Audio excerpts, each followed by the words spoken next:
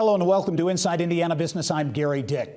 Increasingly, global trade really helps drive the Hoosier economy. It's estimated that trade supports more than 800,000 jobs statewide, about 20% of our total employment. Almost 50% of Indiana exports are bought by Canada and Mexico. So as a possible trade war looms, some companies and customers are fearing the worst. And for more on the potential impact tariffs could have on the Hoosier economy, let's turn now to Cummins CEO Tom Linebarger and Indy Chamber Chief Economic Development Officer Maureen Krause. And welcome to the program. Thank you. Thank you very much. Tom, I'm going to start with you. Cummins, obviously a global multinational company. Talk about the importance, China in particular, to a company like Cummins. China, first of all, is a big market for Cummins. 95% of the world's customers live outside the U.S., and we invest a lot in technology. That's really how we succeed. We invest in technology and make sure that we can offer the cleanest, most cost-effective diesel, natural gas, and now electric engines for commercial vehicles everywhere in the world. China's a really big market. It's a big part of those 95% of the customers outside the U.S., so it's really important that we can sell our products there. It helps clean up their environment just as it helps other countries, and of course it helps us stay ahead in investment. In terms of kind of teeing up this impact, selling product in China means investment as well back here in the United States, here in Indiana. It's really true. Not only do we have our largest R&D facility here that we invest for this, but more than 5,000 people in the U.S., their jobs depend on our global manufacturing footprint. So if it weren't for our business in China, we're 5,000 jobs shorter in the U.S. Wow, big impact. And Maureen, what are you seeing from the Indy Chamber's perspective with the trade tariff situation, the possible overhaul of NAFTA, and the impact in a state like Indiana that's so manufacturing intensive?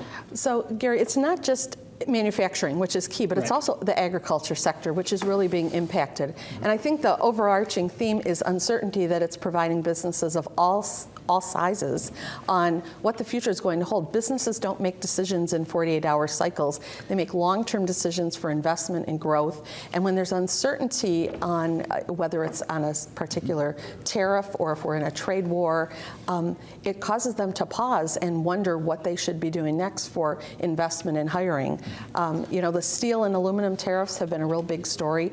So while there's 23,000, and I wanted to get my numbers exact here, 23,000 Indiana workers that are directly working in the steel and aluminum industry, over 300,000 of those work in industries that are related to steel and aluminum. So it impacts a great deal of workers, not just the ones who directly handle the steel or handle the soy that is exported. A lot of uncertainty, as you mentioned, because the situation, the scenarios, they're changing almost daily or hourly.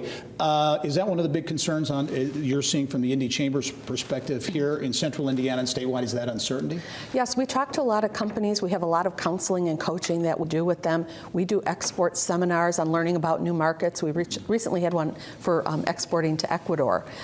So companies are interested in, we're in a global economy. They're interested in having their products and expanding their business globally, but they want to make sure that investments they make today are going to pay off not just in a month, but in 6 months and in 6 years. So that is hard to counsel to because we know as much as anyone, which is not much right now. Yeah. Tom, how does Cummins manage this?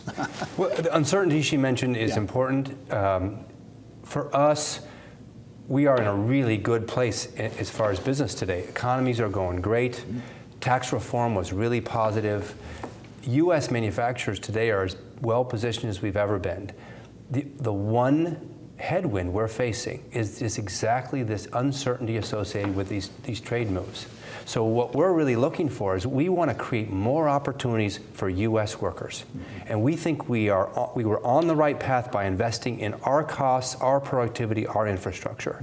So what we want now is more opportunities to sell more. We don't want more taxes that raise the cost of our goods, either coming in or going out. What we want is more open markets. And I think that's an opportunity the administration has. We only have 20 seconds here, but as we were talking in the social media lounge, everyone acknowledges there are trade issues, the intellectual property, all kinds of things, but it's the way they're dealt with, I guess. That's really it. I mean, we are not naive at all. We know that it's not a level playing field. We know that there's challenges for trade everywhere, and those issues should be addressed. I just think we want to do it by creating more opportunities for American business, not making it more expensive to operate here. All right, story we'll be following, obviously, in the coming weeks. Cummins CEO Tom Linebarger, thank you for making the trip and being here this week. Maureen Krause with the Indy Chamber, thank you as well. We'll talk to you soon. Thank you, Gary. Yeah.